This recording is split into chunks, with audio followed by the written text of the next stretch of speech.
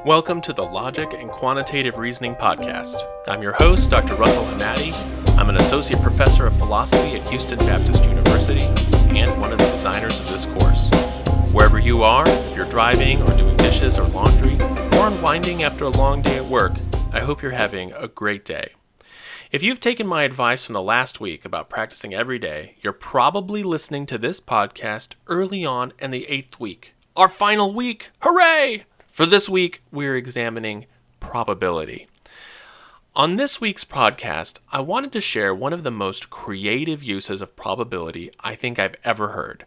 It's called the wager, the big bet, and it comes from one of the great mathematical and philosophical geniuses, a man by the name Pascal.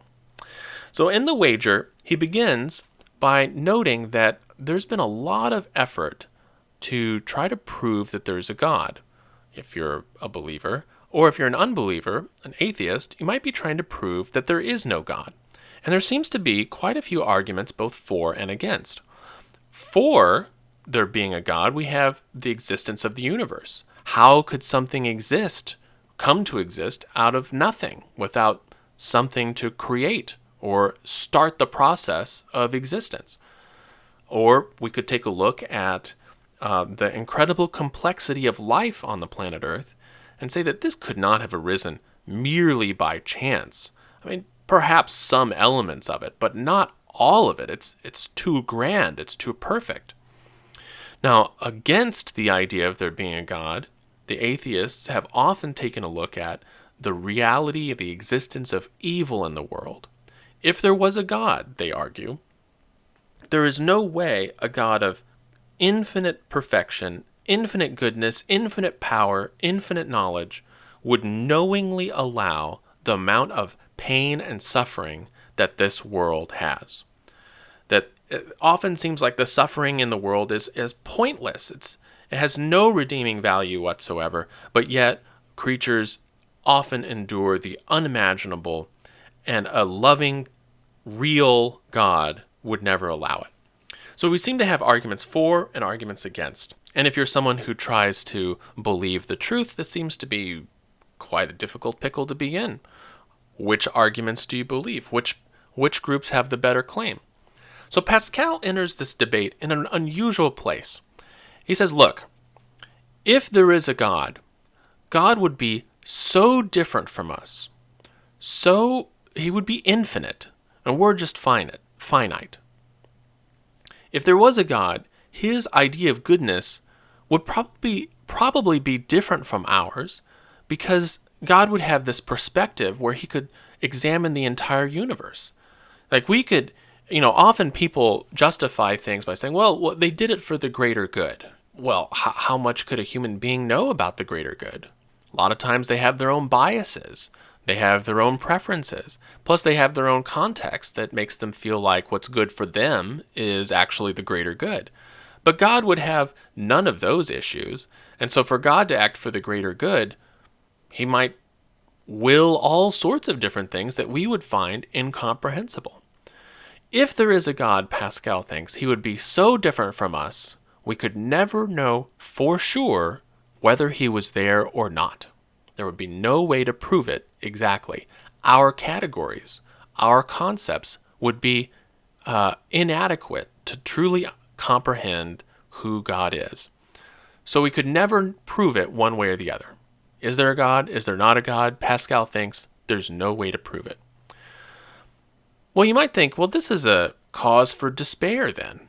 But Pascal thinks we can still make an informed decision about whether to believe that there's a God. And I'll show you how he does this right after the break.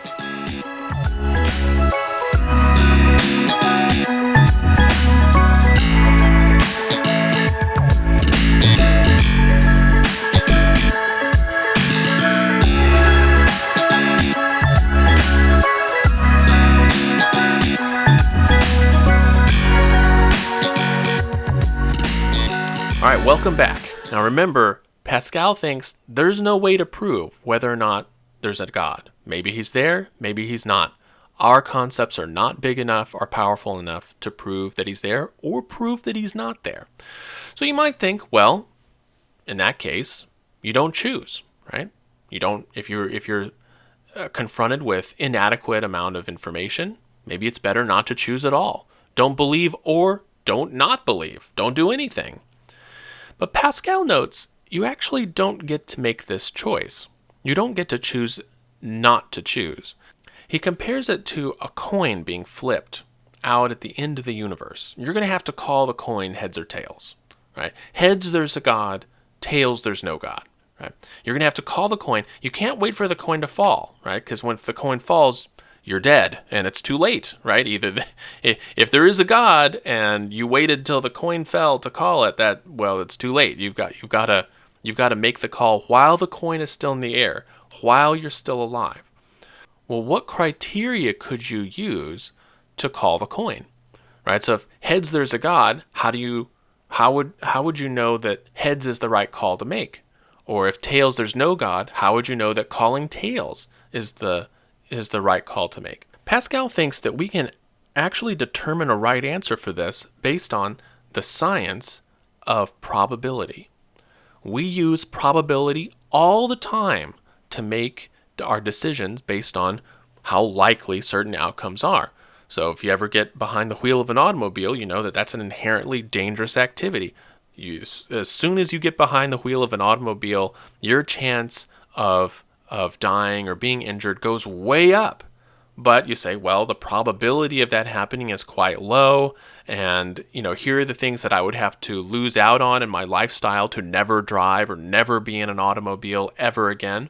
You say, well, I'm weighing the positives and negatives and the likelihoods and the probabilities, and I'm going to go ahead and get into the car. We do this all the time. And in fact, with some things, we can do it very, very accurately. So let's take gambling. I don't know if any of you like to gamble or not. I've always found the mathematics behind gambling to be really interesting. And you see this sometimes, if any of you have ever watched a poker tournament, say on television, as they, since Texas Hold'em tends to be one of the primary, one of the most exciting in terms of, for a television audience, one of the most exciting ways to watch poker, when the flop is turned up, where we get those three common cards, then suddenly, and the TV producers will do this, they'll put a little percentage mark on each of the hands. Like, well, this person has a 30% chance of winning. This person has a 50% chance of winning. This person has a 92% chance of winning based on what cards are left in the deck. And sometimes the cards are turned up in such a way that one player has a 100% chance of winning.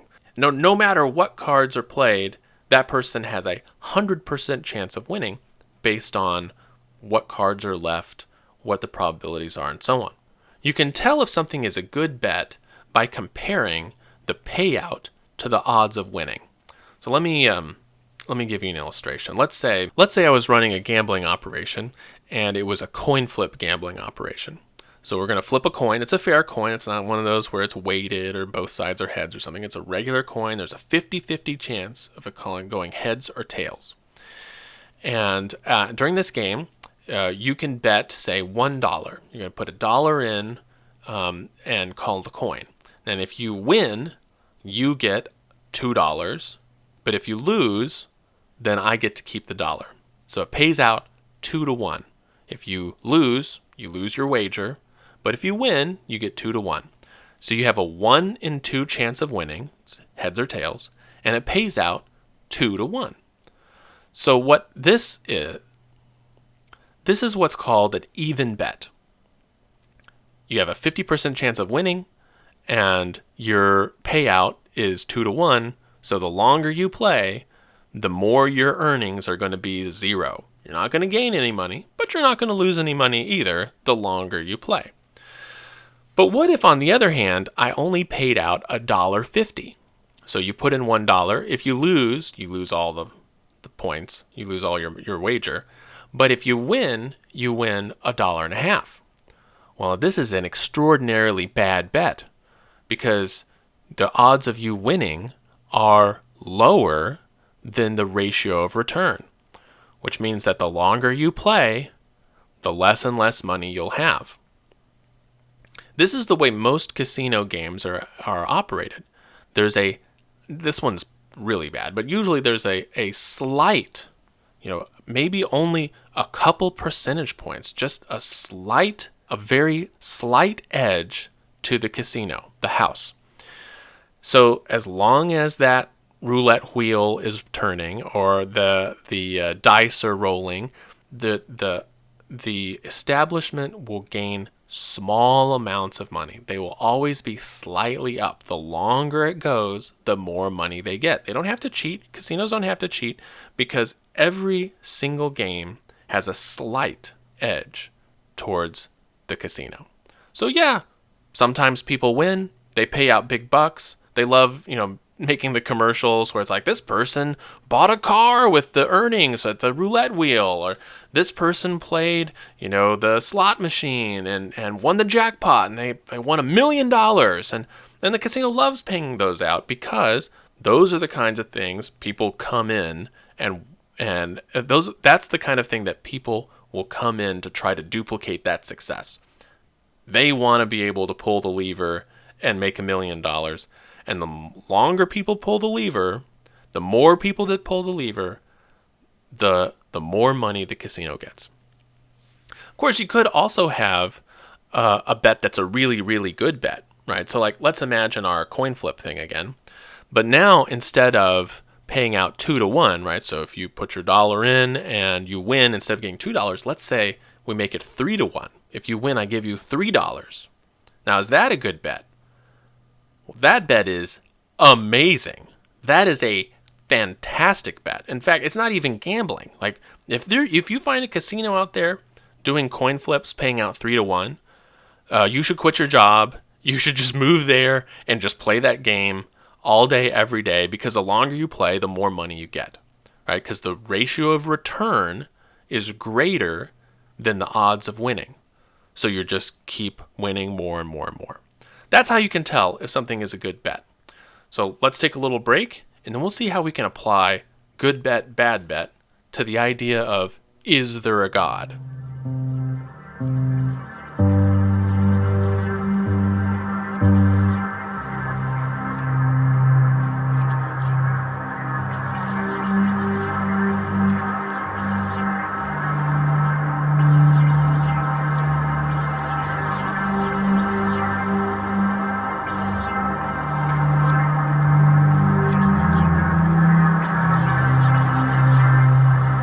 All right, welcome back.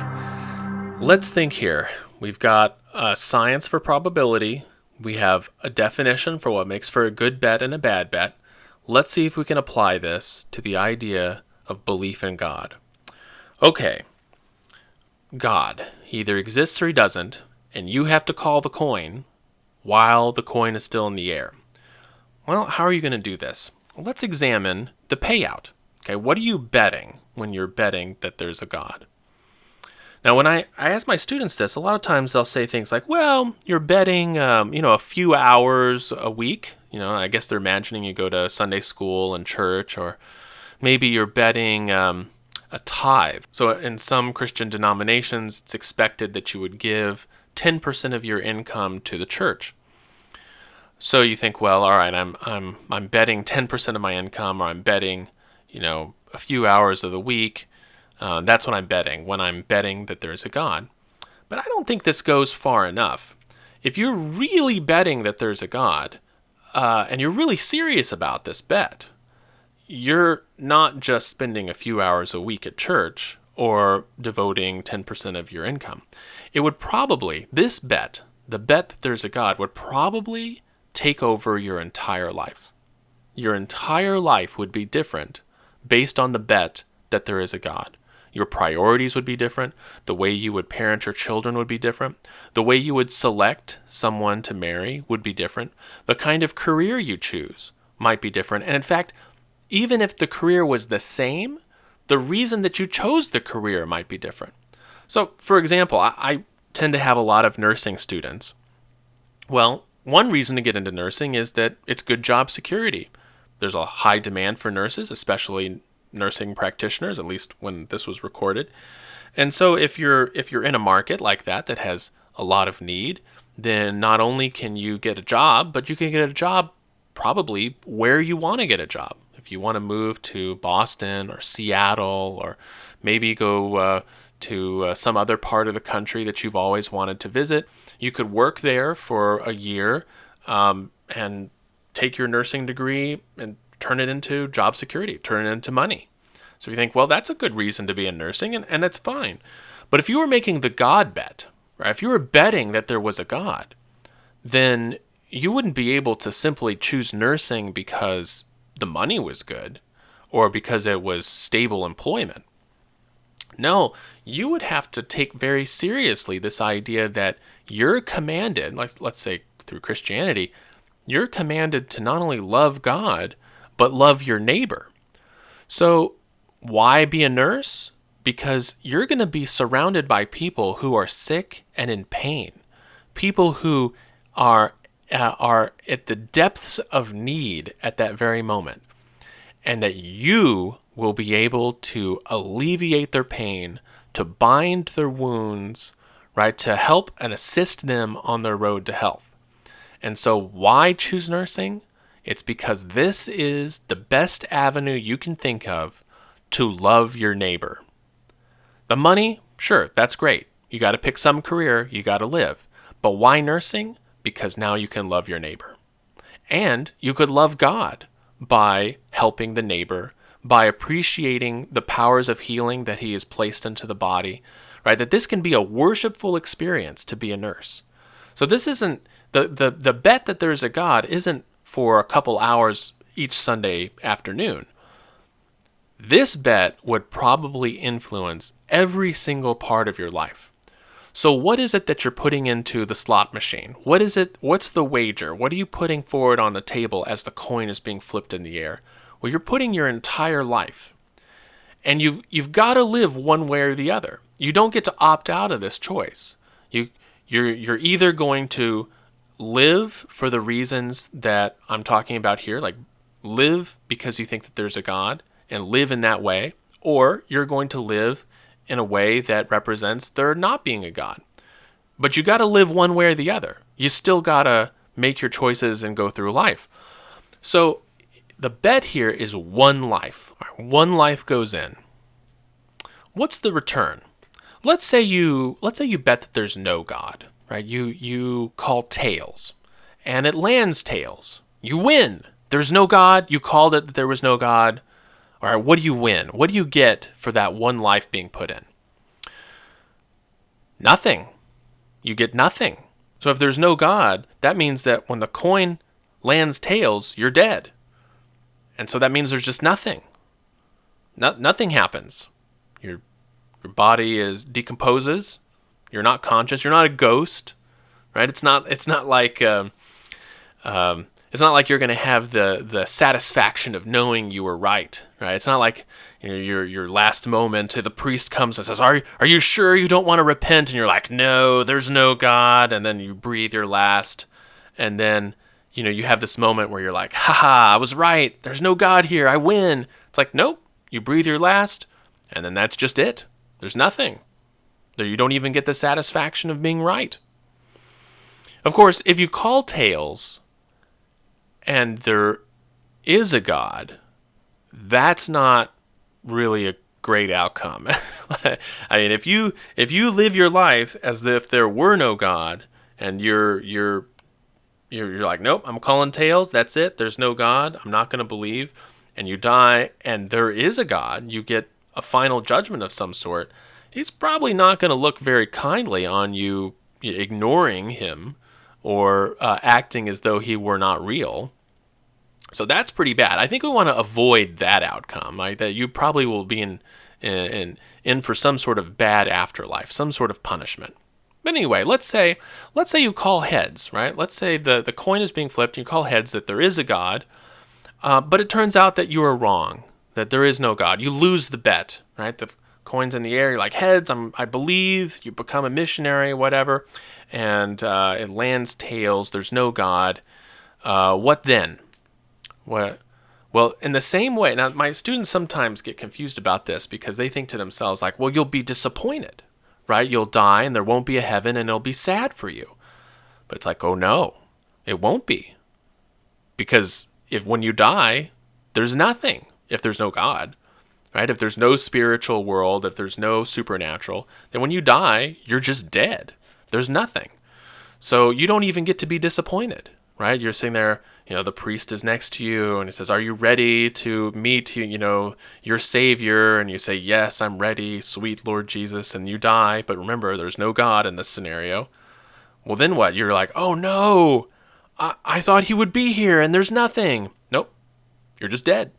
It didn't make any difference. So if you think about it, you don't even get to be disappointed if you call heads and you lose the bet. There's just nothing. On the other hand, if you call heads that there is a God and he's actually there, well, this is a pretty nice outcome. This is great. You had faith, right? Even though there wasn't enough evidence to believe one way or the other, you believed anyway. There's probably some reward ready for you. In fact, if you make the bet with Christianity, the reward is infinite lives. Now, this is something kind of interesting to consider. It's not like you die and then it's like, oh, you bet correctly, you chose heads, so now you get, let's see, you lived 85 years, so you get 170 years of pure happiness, right? You get 2 for 1, right? You put 1 life in, 85 years, you get 2 lives, 170 years out. Congratulations, 170 years of happiness. No. It's more than 170 years.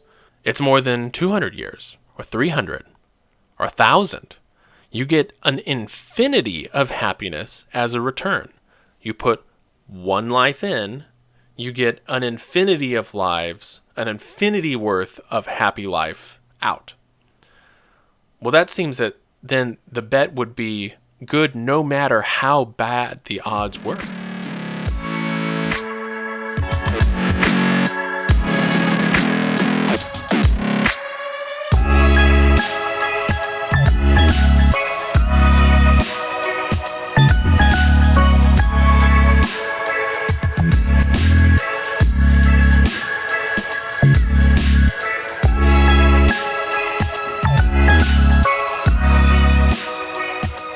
So up to now, we've been treating it like a coin flip, right? 50-50. Maybe there's a God, maybe not.